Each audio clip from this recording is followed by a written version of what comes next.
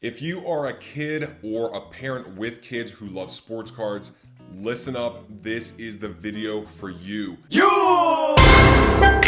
Sports cards are way more than just collectibles. In many ways, this hobby is a microcosm of life, and there are tons of great lessons that can be extracted from it to help kids and young adults really understand and excel in life. So I'll be going over the 3 takeaways from the hobby that I just wish were instilled in me 20 years ago, because I know that if they were, I would be much further ahead than I currently am. And so my goal with this video is for you to find your path to long-term success much quicker than it has taken me.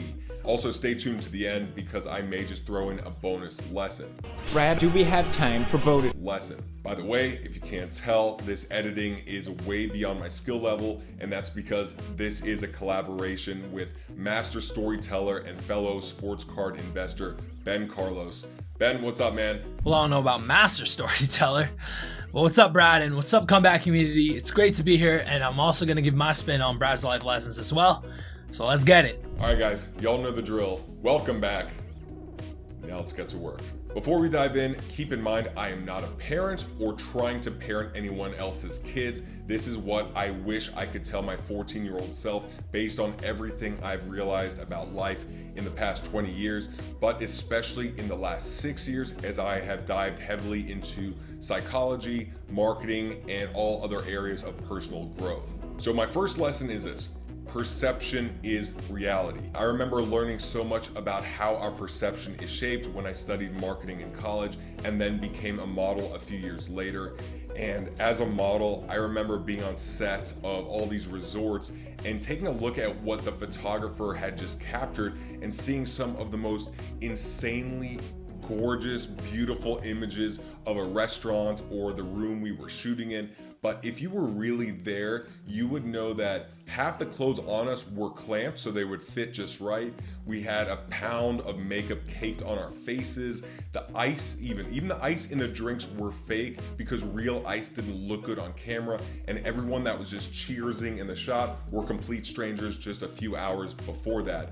And the job of the ad agency was to sell the resort, make it look like people were happier because they were there. And in sports cards, it's the same thing. There is a ton of marketing, and here's the thing, there's nothing wrong with it. Every company is selling their product or service, and every person is selling themselves, whether you realize it or not. So it's not bad, but it's critical to understand that that is marketing, not an accurate portrayal of life. And even me at this very moment, I am selling you on myself. I want to offer you such great content that it is worthy of your time and attention so that ESPN or Bleacher Report or Fox Sports can be sold on me if and when they do a sports card related show in the future. Brad, show them how it's done. Boom. Sell me that pen. Watch. Do me a favor. Why'd you name down that napkin for me? I don't have a pen. Exactly. Supply and demand, my friend. There's a reason why there's so much hype before the Super Bowl and before Conor McGregor fight, and it's because the more they entice you, the more people will want to watch the fight or watch the game, which ultimately leads to more money for them. Just understanding how marketing works and the psychology behind it really helps you better understand how people and companies can be successful. Why are basketball cards the most popular sports cards? Well, it's because the NBA is the best at marketing their league and their athletes. The same goes for content creators on YouTube. The reason why channels have so many subscribers is because they know how to draw in an audience. That doesn't necessarily mean that they have the best content, because it's subjective. Just like it doesn't necessarily mean that basketball is the best sport, even though I think it is. This takes me to number 2, which is learning how to critically think for yourself and seek the truth. You can't handle the truth. We are in an age where people simply read headlines of the programming that they've already accepted as truth and then spread the headline without actually doing their own analysis. We also have cognitive biases that most of us aren't aware of, which makes us think that our perception of reality is the truth. So this sounds very deep for sports sports cards, but here's some practical examples. If you're looking up a card to buy as an investment, ask yourself, am I a fan of this player? Do I want them to succeed from an emotional standpoint? If the answer is yes, that is totally fine, but that way you're at least acknowledging a bias that you have where you might be overly optimistic about a player. Another question to ask is, how would I feel about this card or player if I hadn't heard anyone else talk about it? And lastly, I've heard a lot of hype around this card, but what are the downsides? One thing that is crucial is to always weigh the pros and the cons as objectively as possible without being overly optimistic or pessimistic. It's a challenge, but that's at least the goal. Understanding how marketing works helps you better understand how people and things can be successful. Learning how to critically think for yourself is essential in both sports cards and in life. The more knowledge you seek, the better equipped you are to make the right decisions for yourself. I'm not gonna buy a card just because a popular content creator did, but I'll consider why they did it and use that information to formulate my own opinion and analysis. Just like I'm not gonna create the same kind of content they do just because it works for them. What works for one person doesn't necessarily work for another person. At the end of the day, you have to be able to know yourself and what works best for you. That brings me to number 2, which is based off of this famous saying, which is, it's not what you know, it's who you know. And personally, I think this statement has a lot of truth to it, especially living here in LA, but it's not complete. And what I've learned is this: the more you know, the more you can transform that into value to help others, and the more value you bring to others, the higher level people you will attract.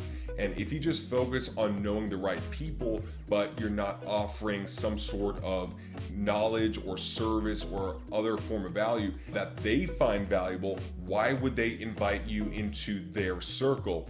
And applying this to sports cards, even in a smaller sense, I've sold several of my Kobe Bryant cards to a couple guys here in LA. Shout out to Steve and Ari, because I've started building these relationships and I know that they are good for their word, and I would prefer to sell to them at a bit lower of a price than online to a complete stranger. So they also get first dibs of any new graded Kobe card I get. And here on YouTube, it's the same thing. I like to live by this quote: compete with yourself, collaborate with others. To me, the relationships are one of the biggest perks of doing all this. So I really enjoy showcasing others that are serious about building their brand and are passionate about their niche, whether they share the same thoughts about the hobby as I do or not. I used to look at it as everyone is my competition, but that just made me envious of others' success. And when I saw that someone else was doing better than me, I would either spend my energy doing my work in that negative, angry state, which never produced anything good, obviously, or I was actively trying to slow them down, which was even more detrimental to my own success. And now with the hobby, it's growing so quickly, and with so much money entering the space, bigger and bigger opportunities will come in the next year and the next 2 years, many of which we don't even know will exist yet, but the people that are building the stronger relationships will be among the first ones to have a shot at these amazing opportunities. The most valuable currency in the hobby isn't money or sports cards, it's the relationships you build. The same goes for creating content or whatever your life's passion is.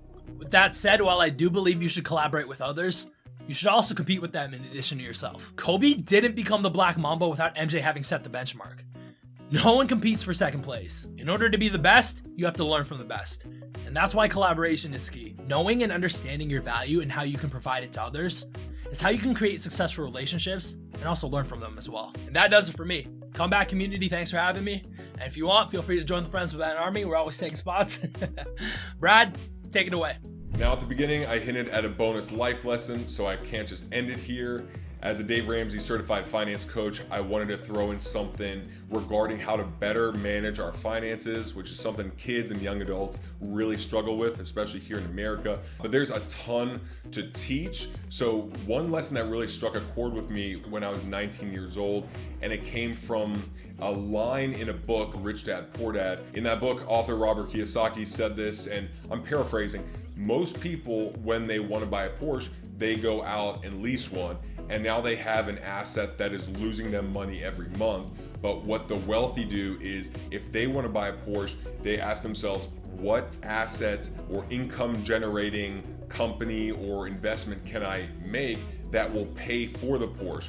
So maybe they buy a duplex with 20% down, or they buy stocks or something else that will cover the monthly payments of that Porsche, because that way they have the cash cow paying for the money pit rather than just the money pit. So an example with cards would be investing in sports cards to make a profit that you can allow yourself to roll over into card breaks or your PC. So now you have the income generating asset paying for the personal fun stuff. If you really take this lesson to heart and repeat it throughout life, your investments will eventually start covering all your bills, and then you can grow exponentially.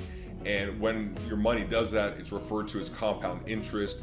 And as Albert Einstein sums it up, compound interest is the eighth wonder of the world. He who understands it earns it. He who doesn't pays it. Credit card companies know this very well, and so make sure to pay off your balance every single month. Now, if you've made it this far in the video, you can probably tell that I am pretty damn passionate about this stuff. In fact, it was one of my New Year's resolutions in 2015 to listen to a podcast regarding something that will help me grow every single day for the entire year. And now, 6 years later, I could safely say I have listened to over 130,000 minutes of something that is helping me evolve, which I would highly encourage my younger self to get started on. Now I want to hear from you. What lesson from this hobby would you share with your kids or share with your younger self? Let me know in the comments section, and feel free to check out Ben's channel as well. Have a great one, and I'll see you next time.